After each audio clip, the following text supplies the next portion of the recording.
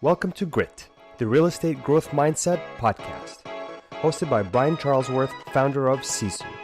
Sisu provides growth automation software for real estate. You'll hear stories from real estate thought and technology leaders, team owners, and brokers on how they grew their business in a rapidly changing industry.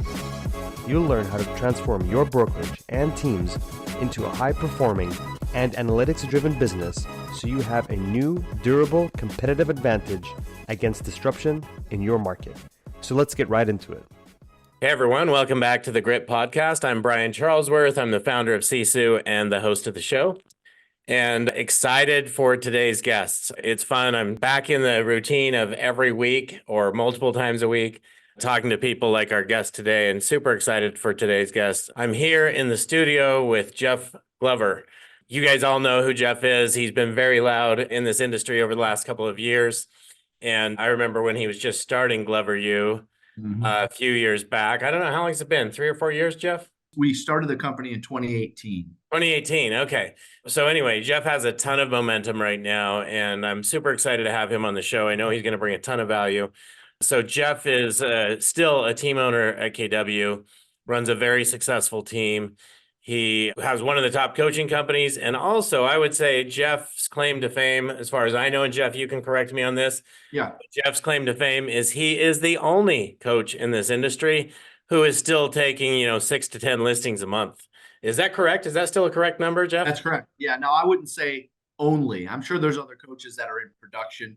I like to present it, and this is just, me being kind of silly with this, is probably the most productive real estate coach is Okay. probably the best way to put it. There's Okay, other yeah, coaches who are in production, but I would argue that I'm selling more than them probably. Yes. Okay. And I would add to that. So how often are you on the road, Jeff? Well, right now it's tour season, so it's like 3-4 days a week. So I'm in production on Saturdays and Mondays, and then basically Tuesday through Friday I'm on the road. But outside of tour, I'm in production probably 3-4 days a week. Okay. So I just want you guys to know Jeff is out producing you right now with 2 days a week production, right? There we go. So- Yeah, 6 to 10 listings a month, and I probably do 1, maybe 2 buyer sales a month. So there are some things you're all going to learn today. So Jeff, maybe we can kick it off with this. Like, how is it you are still taking so many listings with the schedule you have? I don't get it. Well, of course, I've got good people behind the scenes, and I know no one likes hearing that because it's like, well, there goes, I don't have that, or I can't have that right now, or whatever. I will tell you my secret sauce to making it happen in a short amount of time is I focus on the 2 most important factors or components of the transaction, and that is generating or converting the lead and going on the appointment. Outside of those 2, don't get me wrong. After we're done with this webinar, I'm teaching in Houston today. After we're done with this webinar, I have to call a seller, congratulate them on their closing and whatnot. I mean, I have to get involved, but I am hyper focused on generating and converting the lead and going on the appointments. Everything else is handled behind the scenes. Yeah. Okay. This is great. There's a couple things I want to drill in on here because I think I see this all the time. I work with a lot of teams and I work very closely with my wife's team. Mm-hmm. There are so many agents that come into the office and they are not focused on getting an appointment. I mean, some people think about, I've got to talk to this many people, but they're not thinking about getting an appointment. Who cares how many people you talk to if you can just get an appointment every day? And I remember you came in and did an event with Spring's team and you said this, I'll never forget this. If you didn't get an appointment today, then what did you do? What did I do? That's right. It's an ism of ours. That if I didn't go on an appointment today, and the actual quote is, if I didn't go to an appointment today, seriously, what did I accomplish? And the answer is nothing, because that's the most important thing you can do every single day. And so, Brian, my coach held me accountable for years. If I didn't have an appointment to go on, okay, I had to do the activity that I hated the most. And I still hate it to this day. Now I'll do it to show up my agents or for Instagram or something, but I hated door knocking. And so every day, so my coach knew that. And guess what? It worked because he made that a penalty. Every day I don't have an appointment to go on, Brian, I have to go door knock 3 to 5 doors. Love it. Yeah. So guess what? It got me in earlier. It got me focused on that one. I got to get an appointment today. I had until lunchtime to set an appointment. If I didn't have an appointment set by 12 noon, guaranteed I'm out knocking on doors that afternoon. Because you know why? You dress for what you want, not for what you have. Yeah. You dress, I was suited up every single day. I'm dressed to go see someone every single day. I don't think I've ever seen you without a sports jacket on. So I thank you for talking to me when I don't have that on. But You're in technology, technology, you guys are kind of nerdy, I'm kidding, but you get it, right? You're in a yeah, technology I space. totally get I'm it. in a professional selling space. I am Yep. selling their most valuable asset. I have to take it seriously and I have to show them that I took it seriously. So you have to dress to impress. That's something you're telling me. I'm getting that from you. You have to dress to impress if you're going to be out Well, you door don't. knocking You and selling already are homes. impressive. But if I'm going to try and impress myself with a homeowner that's interviewing other agents, yes. Yeah, that's what I'm talking about. Agents Yep. have to dress to impress. Mhm. Okay, so one thing you said you have really good people behind the scenes, and you Mhm. just kind of pass that over. And I think a lot of people are like, I know that every time someone comes out here and they see Springs team and they meet with Justin, they see Justin lead an audience, they're like, oh, Yeah. I need a Justin, right? So Yeah. all these people are probably saying, I need what you have, Jeff. I need whoever's behind the scenes. Yeah. Give us some advice. Like, how do I get the right people behind the scenes so that I can do some of the things that you're doing, be Yeah. more productive with my time? Yeah. Well, I hear very similar things probably to what Spring hears about Justin. I hear about Taylor. I need a Taylor. And the thing is, there's two ways you can have a Justin or a Taylor. Okay. You either need to develop them and have patience in developing them and knowing that it's going to take you 3 to 5 years before you get them where you want them to be. Yep. That's Okay. or you go out and pay, sometimes even overpay for proven talent. Okay. Someone who is already succeeding in a mid-level or upper leadership role in another organization that you're willing to pay them 20% more or create a vision, share your vision with them on how they could run the company one day or whatever. There's no such thing as going out and hiring a tailor without going out of your comfort zone with what you're willing to pay someone who's a Justin or a Taylor, unless you have the patience to develop them the way you want them to be, but it's going to take 3 to 5 years and it's not going to happen quick. I need to know, what is Taylor's background? Well, Taylor started with us when she was 18 years old. So her background was high school. Now she was a server all through high school. So she was a restaurant, waitress. So you groomed her in the real estate industry. Correct. Yeah. She started as our listing coordinator, and then Yep. she became our transaction manager, and then she became our marketing assistant, and then she became my executive assistant, and then she became an operations manager.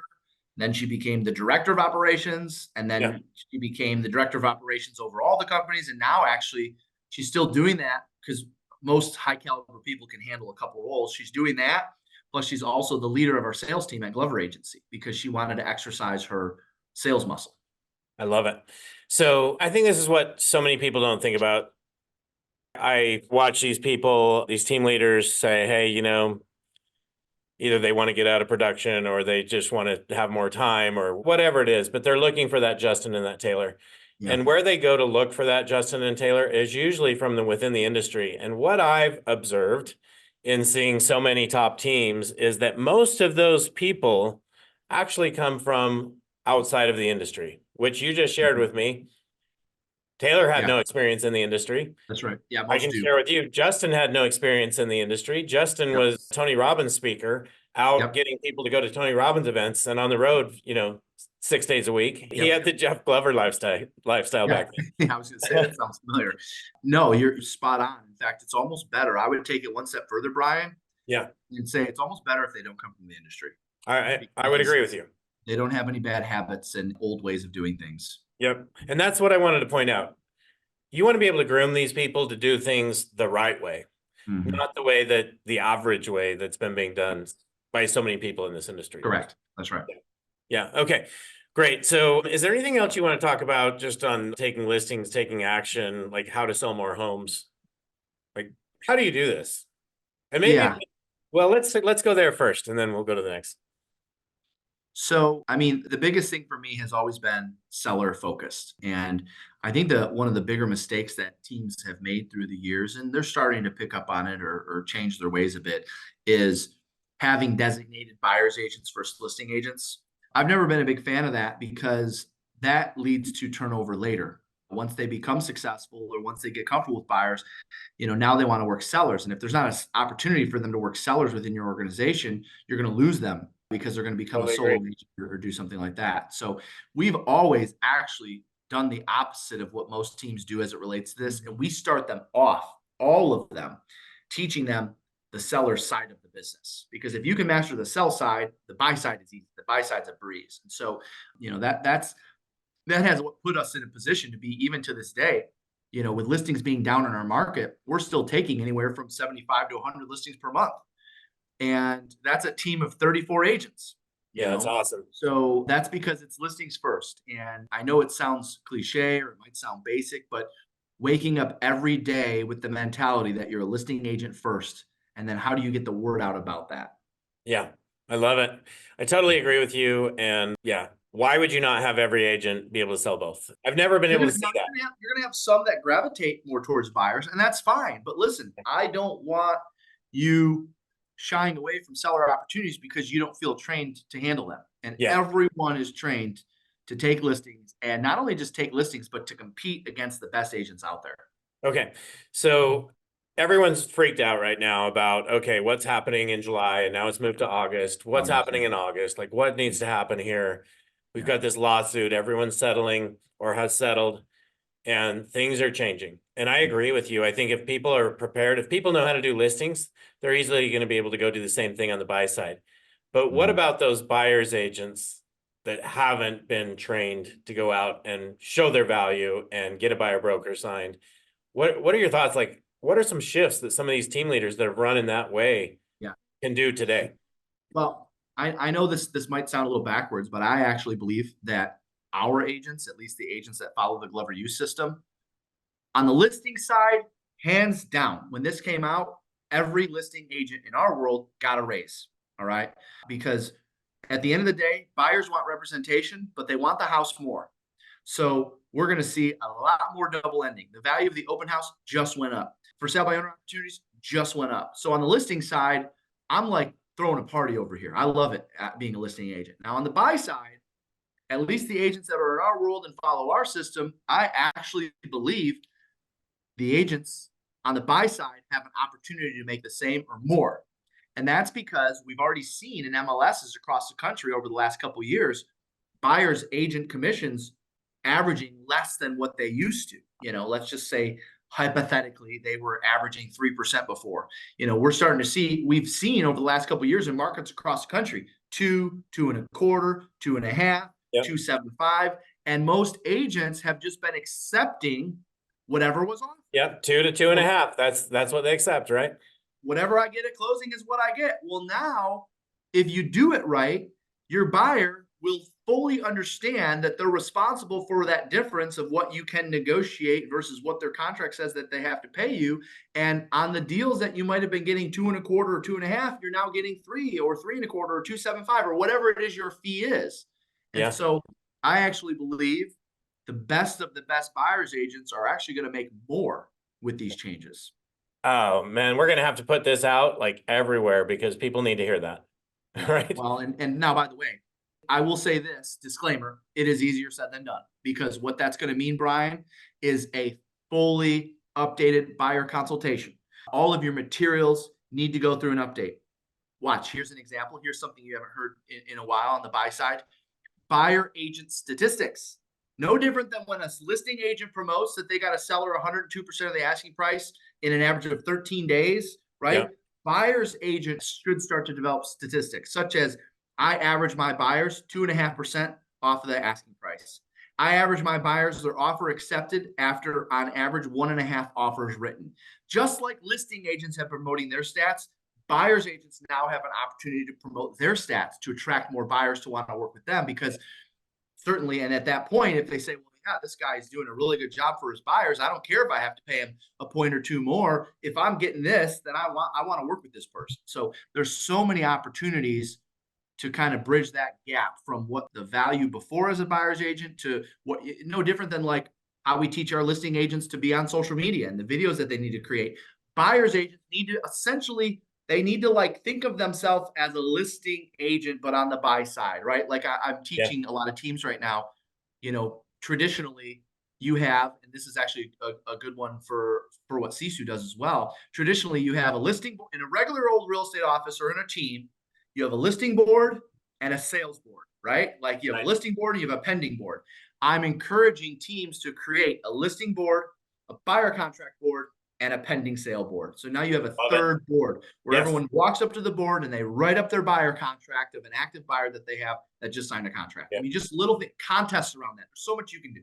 And in Sisu language, that would be another swim lane in your stages board that is sitting there where you know who has actually been signed on the buy side. Yep. Love that. It is equally as valuable. I totally agree with that. One of the things I've been preaching, Jeff, I only sold real estate for about 18 months, but I did sell 48 homes, 48 listings. And that's good enough for you to understand the industry. I mean, I respect that, because there's a lot of people who do what you do have no idea what we do. Yeah. Yeah. So what I found though, I was one of those guys that was expireds and FSBOs, right? And that's how I got, and I want to ask you in a minute, like what should those legs of the stool be in today's market? Because you guys are doing more of this than anybody. But what I found was, If you've been enjoying Grit, please help us continue to grow the channel by leaving a 5-star review and sharing it with a friend. Now back to Grit. in calling FSBOs and expireds, I was getting 25% conversion on my listings, appointments met Yeah. to signed for the first little while, right? Yeah. Probably call it the first 6 months. And then I figured something out. Figured two things out. One is I had to show up and I had to ask questions instead of show up and throw up and tell everything about myself and my team, asking the right questions. The other thing I found out was if I would deliver a pre-listing packet before that appointment, Yeah. made a massive difference. So I got that conversion up to 75% from 25% when I did those two shifts. So one of the things I've been preaching over the last 6 months, I don't know how familiar, I know you guys use Sisu in your coaching, but you probably don't use the Sisu client portal. Sisu client portal allows you to deliver a pre-listing packet through the client portal. So virtually there, all the documents, all the comps, all the testimonials, all that stuff. I think people need to do the exact same thing on buyer appointments and have those people living in that team's client portal before they even show up, which it's not a Sisu client portal. It's branded your team, right? Listen, we're on the same wavelength because at our retreat this summer in Traverse City, we're introducing a new buyer pre-qual script and a new buyer pre-appointment package. Okay. Specifically for these changes. So yeah, we're on the same wavelength there. So just like we've traditionally done with sellers, seller pre-qual script, seller pre-list package, we're now going to have a buyer pre-qual script, buyer pre-appointment package. Great. And you guys are doing an amazing job. At some point, Jeff, I want to get closer with you and help you elevate and get that in the Sisu client portal, because imagine this, when you and I order something on DoorDash, we know exactly where it's at the whole way through. The biggest weakness of agents is they don't share what's actually happening. And so people don't see the value they're delivering. So if they shared that roadmap all the way through and communicated with that through a client portal, it's extremely, extremely powerful. So I want to know when the pepperoni is being thrown on my pizza. So I appreciate that. Yeah, exactly. Okay. So let's talk about the industry. You just said a lot about the industry. And I mean, what do buyers agents need to do? You want to be a listing agent. I mean, we've all known that forever, but more than ever, that's true today. Yeah, the old saying used to be listers last and buyers pay. I reworded it. It's listers last and buyers pay sometimes. Yes. No, listen, good. I mean, I'm going to call the elephant in the room. A lot of brokers and team owners are putting their head in the sand on this.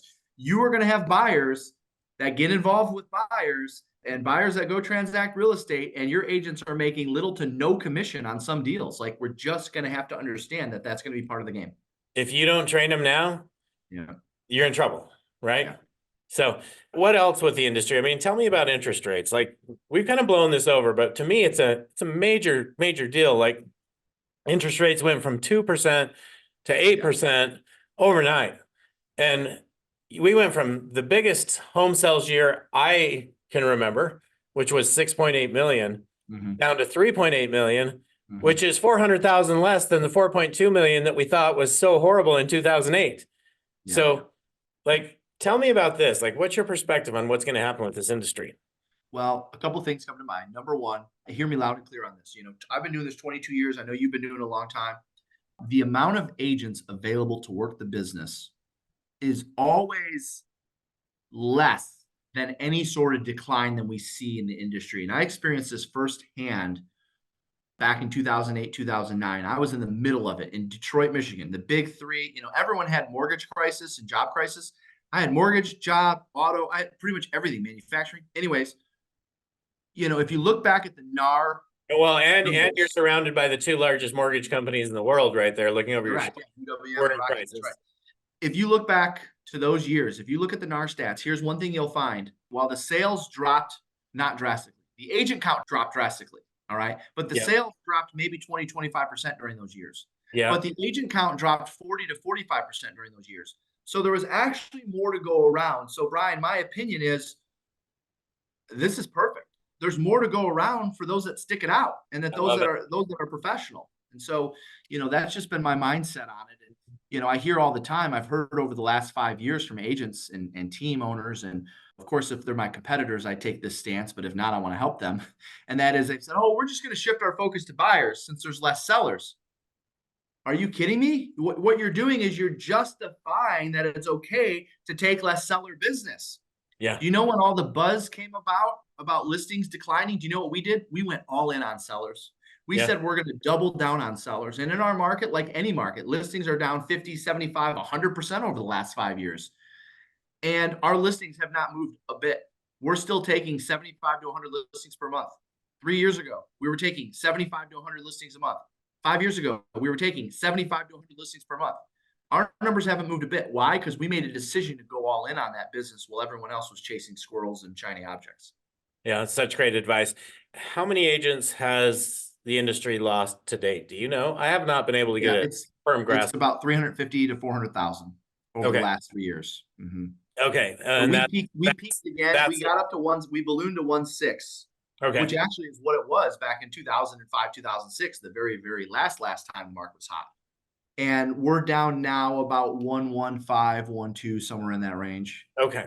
It's going to be a little harder to tell because, if NAR is losing we used to just go by what NAR told us. Well, now they might be real estate agents, but they're not members. So it's going to be a little harder to figure it out. But we should get down. I think we're going to get down after this NAR settlement kicks in. And it's already starting to happen in terms of agents like hanging it up and going and find other jobs.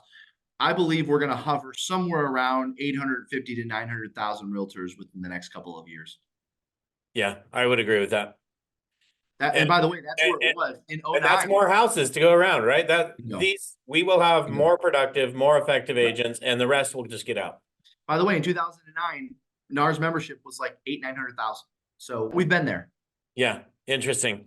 Okay, Jeff, tell me about your coaching. What is Glover U? Tell me about that. So we're a broker agnostic. We jokingly say non-denominational. Today we have pretty much every single organization, whether it's a franchise or a corporation or a publicly traded real estate company, represented in our audience. We have clients from every single company. We have coaches, not every single company yet, but we've got 16 coaches now. Most of them are from different companies. So, we've got a mix of coaches. And our big thing is we're in the trenches with our people. This isn't anything against anyone who's not. It's just our coaches all either have to be listing and selling real estate or they have to be leading teams. And so therefore you can coach other people to lead teams successfully based on what's working right now. Mm-hmm. I had somebody come up to me. Actually, I tell this story, Brian, you'll appreciate it. Actually, it was one of the tour stops we did in Salt Lake City, Utah. I had a real sharp dressed young man, real tall, sharp looking guy come up to me and say, I have to tell you, I've been following you for a couple of years now. And I want to ask you a question. I said, okay, what's that? He said, where do you come up with the content for all this stuff that you share? We were doing a 3.5-hour session at one of the hotels there in Salt Lake. And I had to actually give it some thought for a second. I said, honestly, I don't have to come up with any content. I just share what we do. And he's like, that makes sense. He said, because your things that I'm hearing from other training organizations, they're sharing stuff that you taught 2 years ago.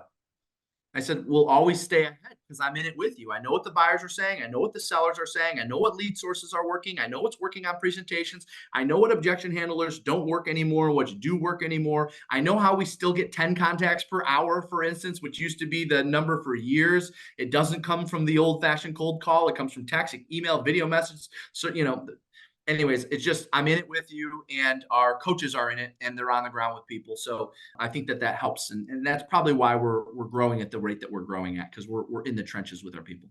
Yeah, that's great. One of the things, obviously, you guys are one of the few coaching companies I'm aware of that actually includes Sisu. Yeah. With someone being a part of your coaching program. Yeah, it's part of someone. Speak to that. Why do you leverage Sisu for that?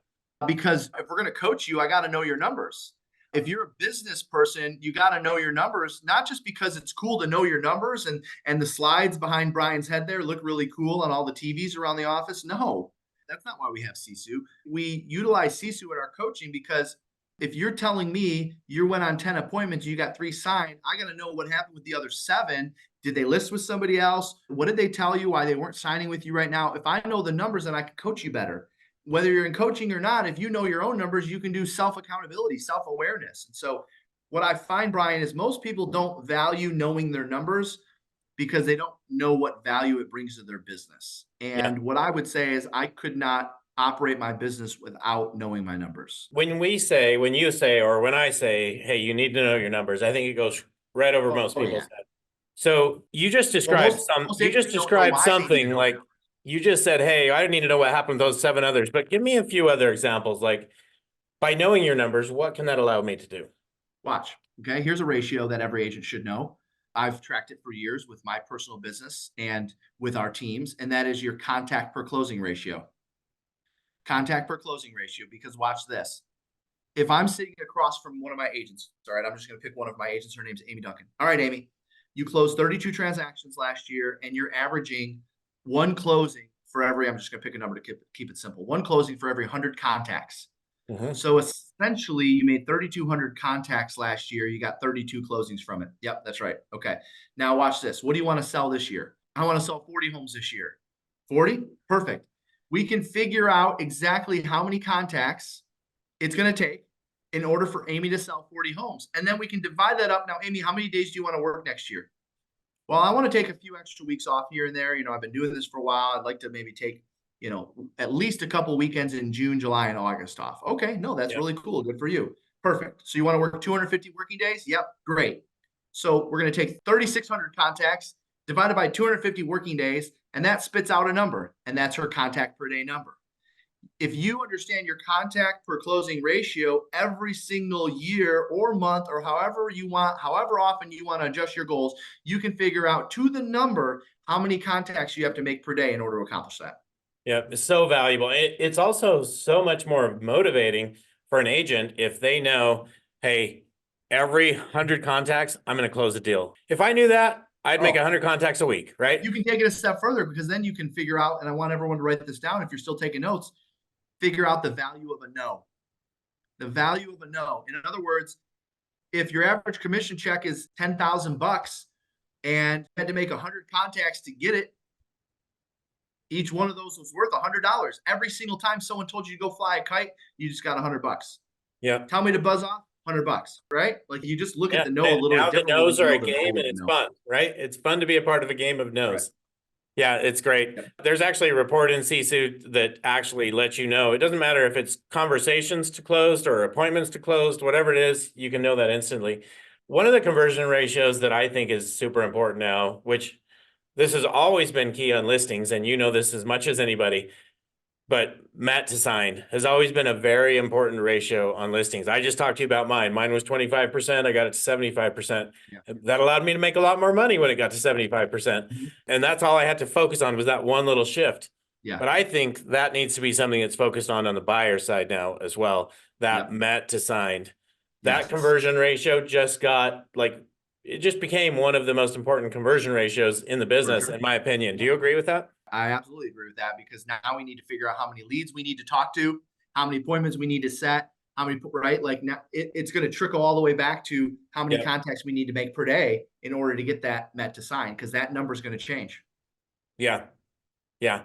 Okay. Jeff, I know we're close to being out of time. So you have a retreat coming up in July. I believe it's July 15th through 18th. That's right. Tell me about that. Yeah, so that's the Live on Real retreat. We do 2 big events per year where we attract agents and leaders from all over US and Canada. And it's July 15th through the 18th. So it's 3.5 days. And it is the best way I can put it is like raw sales training. All right. Listing dialogues, buyer dialogues, objections. Of course, we have panels of people that are succeeding with our system. So you're not just listening to me the whole time. We have keynote speakers. I mean, we've had everybody from Ed Milet to this upcoming retreat. Eric Thomas is one of our keynotes, ET. So it's not just a bunch of rah-rah like you get at a lot of other conferences. And don't get me wrong, rah-rah is good because we need motivation and we need mindset. All right. And we start off every day with about 1 hour of rah-rah, and then the other 8 hours or 7 hours, we go into content. And it's delivering the best methods to work for sale by owners after the NAR settlement, the best ways to convince a buyer to sign a buyer contract. I mean, it is the raw sales training, but it's very real and it's very relevant. And it's 3.5 days of breakout sessions, one-on-one interviews, masterminds. Obviously, we have some fun too. We have a welcome reception the first evening down on the beach overlooking Lake Michigan. This particular event's held in Traverse City, Michigan, which, believe it or not, there's quite a few nonstop flights from all over the country there. But it's gorgeous in the summer. For everyone in the South, 78 and sunny with no humidity in Traverse City, Michigan in July. So people are like, why do you hold it there? It's beautiful in the summer. Wineries, fresh water. It's gorgeous up there. Anyways, that's our retreat. And if you go to gloveru.com/retreat, you can see the schedule on that. By the way, we don't charge $1,000, $1,500, $2,000. Our ticket price is $499. So it's a very manageable price. And we do a room block for everyone. So you get a room rate of like $299 on a hotel on a resort that's normally $400 or $500 a night. That's the Grand Traverse Resort that we host the event at. Anyways, July 15th through the 18th. That's the Glover U Live Unreal Retreat. gloveru.com/retreat. That's right. Right. Okay. Mm-hmm. All right, Jeff, last question. What are your final thoughts on working sellers? Well, listen, I think that if anyone is in the seller game, one of the best tips that I can give you right now is go back to sharpening your axe as it relates to working for sale by owners and expireds. And here's why. You're about to have a ton more for sale by owner opportunities once this NAR settlement hits. Why? Because sellers are going to feel empowered. Sellers are going to feel like this change. Because once it's like the media is not done. Once this gets official, the media is going to start all over again about this. They're going to feel empowered to sell their home on their own. And so I'm going to encourage you to sharpen your axe as it relates to for sale by owners, because there's going to be a lot more of them in your market. That's number one. Number two, get ready for a lot of expireds. Why is that? Well, because all the knucklehead agents that don't know how to price properties and don't know how to convince a seller to offer concessions to pay for a buyer's agent, we're now going to see an increase of listings expire. Of course, that's market dependent. If the market gets hot, well, then the expires go out the window. We know that. But if the market stays the way it is when the NAR settlement happens, give it about 2-3 months after the NAR settlement, all of a sudden you're going to see a lot more homes expire, which is a huge opportunity for my listing agents. Expireds and FSBOs are about to get a pay raise. All right. Great advice. All right, everyone. Thanks for joining us for today's podcast. Jeff, thanks for being in the studio with us. Great hearing just your advice. Yeah. You bet. Yeah. And by the way, for those of your listeners that can't make it to the retreat this summer, if they just go download the Glover U app, I mean, we give away so much in there. All of our free resources, our social media guide, our scripts, all that stuff is in the Glover U app. So if they can't make it to Traverse City, at a minimum, they should do that. So download the Glover U app. And for those of you who do that and have Sisu, put those scripts in your Sisu library so your agents have those real time in front of them all the time. Yeah. And they have that if they would download the Glover app as well. So, and by the way, Brian, I update our scripts about every 12-18 months. We have a whole set of scripts just for the NAR settlement changes. So there's a lot of resources in there for agents to take advantage of. Awesome. Jeff, thanks for being on the show today. Always great spending time with you. Thanks. Awesome. Thanks, Brian. Always good to see you. Thanks for a great product. Thank you for joining us on our podcast. If you have an interest in a free 7-day trial of Sisu, go to sisu.co, sisu.co. Make sure that you use the coupon code GRIT, that's GRIT, to waive all your setup fees and receive a 10% discount on your subscription. If you enjoyed listening to this podcast and want to subscribe, search GRIT, the Real Estate Growth Mindset, on iTunes, Spotify, or Podbean. And with that, we'll catch you next time. Take care.